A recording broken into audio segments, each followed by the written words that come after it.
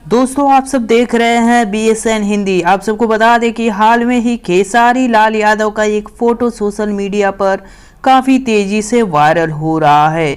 इस फोटो को आप सब हमारे स्क्रीन पर देख सकते हैं। इस तस्वीर में खेसारी लाल यादव और भोजपुरी के एक्टर व प्रोड्यूसर अनिल सम्राट जी बैठे हैं खेसारी लाल के साथ मुंबई में। जी हाँ, यह मुंबई का फोटो है और इस फोटो में एक चीज़ दिख रहा है जिसके वजह से ये फोटो काफ़ी चर्चाओं में है। जी हाँ, आप सबको बता दें कि इस फोटो में दोनों ही शख्स साथ में बैठकर सूप पी रहे हैं, लेकिन आप सब देख सकते हैं कि टेबल पर पानी की बोतल रखी है और उस पानी के बोतल के ठीक पीछे आप सब देख सकते हैं तंबाकू का पैकेट रखा हुआ है। जी हाँ दोस्तों, आप सबको बता दें कि ये तंबाकू का पैकेट ही इस फोटो को काफ़ी चर्चा में ला दिया है कि आखिरकार खेसारी लाल जिस जगह पे बैठे हैं वहां पर तंबाकू का पैकेट क्यों रखा गया है। अगर तंबाकू का पैकेट रखा है इनके सामने तो इसका मतलब साफ है कि दोनों जन में से कोई ना कोई तंबाकू का सेवन जरूर करता है, या फिर उनमें से